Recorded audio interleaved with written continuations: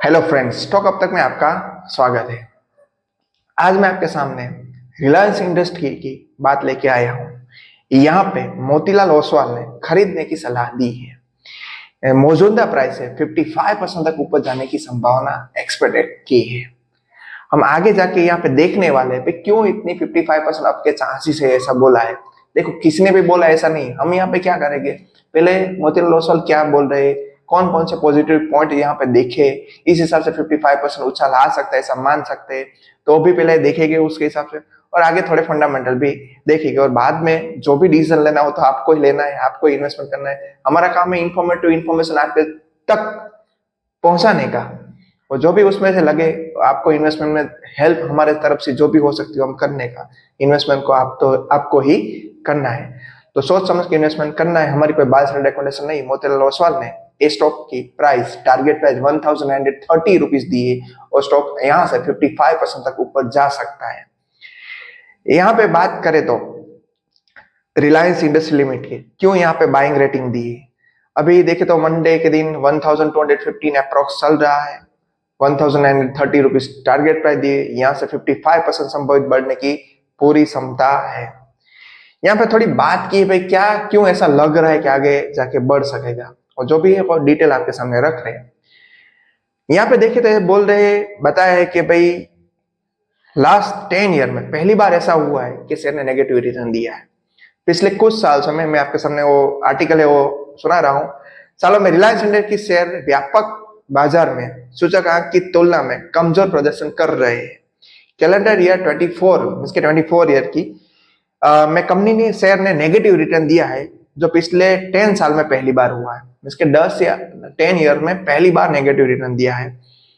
मोतीलाल ओसवाल के मानना है कि गिरावट का मेन रीजन क्या है, तो भाई क्यों इस साल नेगेटिव रिटर्न दिया।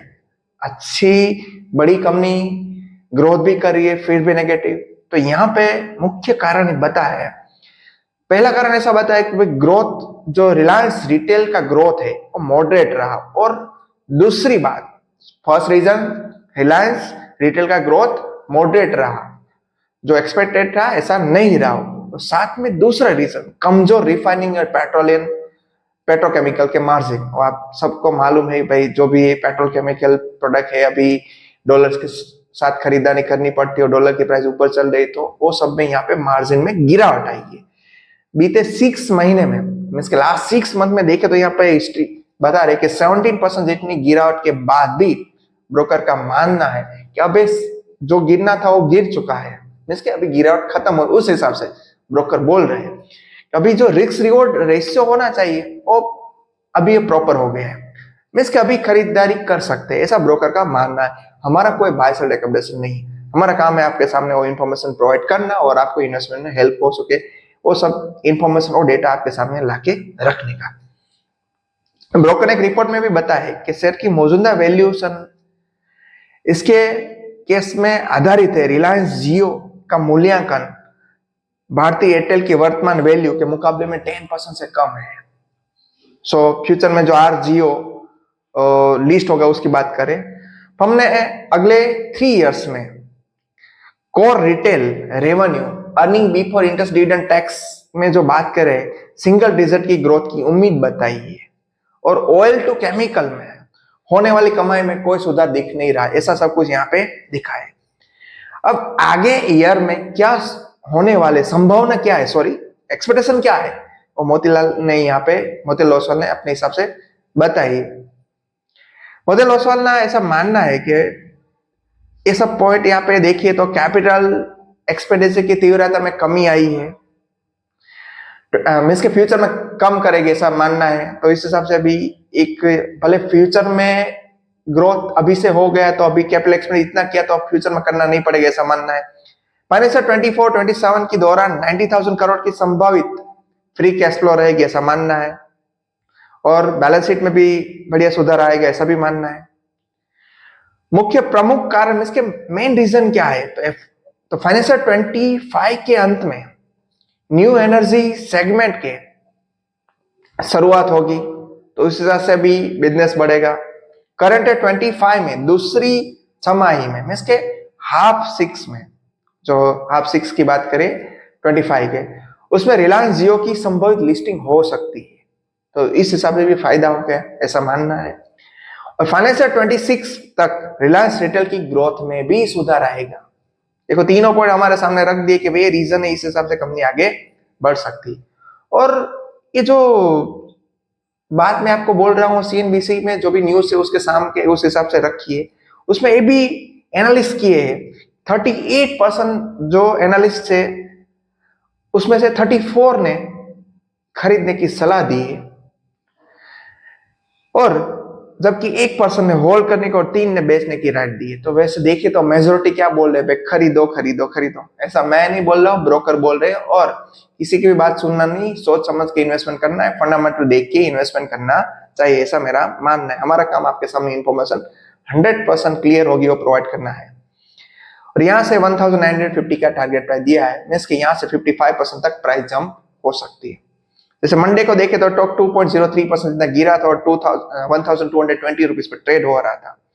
और ये जो मैं स्टॉक की बात कर रहा हूँ रिलायंस इंडस्ट्री, वैसे तो बढ़िया कंपनी है, कोई इश्यू नहीं है, मगर इसमें बोला कि भाई 10 इयर्स में फर्स्ट ईयर में ऐसा हुआ कि नेगेटिव रिटर्न है, तो आगे के दिनों में अच्छा रिटर्न दे भी सकता है, क्योंकि ब्लू चिप कंपनी है तो हमें अपने ढापे रखना चाहिए। यहाँ हमारी कोई बाय सेल रिकमेंडेशन नहीं, हम आगे इसके फंडामेंटल देखने जा रहे हैं। और स्टॉक के फंडामेंटल में देखें तो स्टॉक का पी अभी 24 में ट्रेड हो रहा है। इंडस्ट्री से कंपैरिजन करें तो 19 है, इंडस्ट्री अभी प्रेशर में है तो थोड़ा अभी इंडस्ट्री से महंगा मिल रहा है। डिविडेंड यील्ड 0.41% है, आरओसी देखे तो 9.61%, आरओई देखे तो 9.25%। स्टॉक की इंटरेस्टिंग वैल्यू देखे तो 528, डेब्ट टू रेशियो देखे तो 0.44। ऐसे ये सब पैरामीटर तो अच्छे हैं फंडामेंटल। पी भले ही थोड़ा महंगा है बड़ी कंपनी है तो इतना बन सकता है। तो स्टॉक का 52 वीक हाई देखे तो यहाँ पे भी देखना जरूरी है। 52 वीक हाई देखे तो 1600, अभी 1200 में मिल रहा है, तो अप्रोक्स 25-30% डिस्काउंट में भी अभी ये चल रहा है। और जैसे सेल्स की बात करें तो बड़ी कंपनी है, फिर भी आप देखो 22 में 6,94,673, मार्च 23 में देखे तो 876,396 करोड़, 24 में देखे तो 8,99,041 करोड़, और टीटीएम देखे तो 9,39,838 करोड़। सेल्स में लगातार अभी देखिए तो अप ट्रेंड में है। प्रॉफिट भी देखे तो इतनी बड़ी कंपनी है फिर भी 22 में 1,08,581 करोड़, 23 में 1,42,318 करोड़, 24 में देखे तो 1,62,498 करोड़, और अभी टीटीएम देखे तो 1,64,128 करोड़ का ऑपरेटिंग प्रॉफिट। ये सब यहाँ पे ऑपरेटिंग प्रॉफिट भी यहाँ मेंटेन है 16, 17, 18% जितना, ये सब यहाँ पे एक अच्छी बात है। ईपीएस देखे तो लगातार अपने हिसाब से मेंटेन किया है, मार्च 22 में 44 था, अभी देखे तो 51 है। तो सेल्स ग्रोथ प्रॉफिट ग्रोथ में कोई कमी नहीं, मगर सेल स्टॉक का रिटर्न देखे तो फर्स्ट टाइम 1 ईयर में यहाँ पे 10 साल में से ए साल में 24 के ईयर में नेगेटिव रहा है 15%।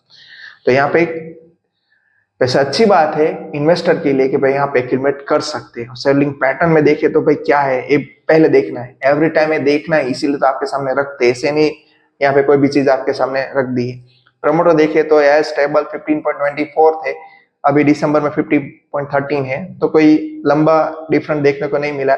एफआई ने जैसे सभी जगह बिग वाली की यहाँ भी बिग वाली कर दी है, 19.16% जितना स्टेक है, तो भी ये भी यहाँ पे अच्छी बात है।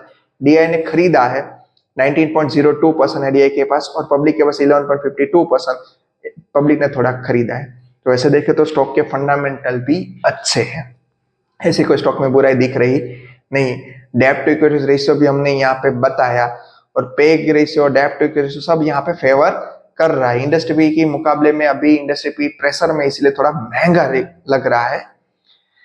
तो यहाँ पे बाय सेल रिकमेंडेशन नहीं है, मगर स्टॉक अच्छा है और 55% तक उछाल आ सकता है। मोतीलाल ओसवाल भी बोल रहे हैं तो हमें अपने पे रखना चाहिए।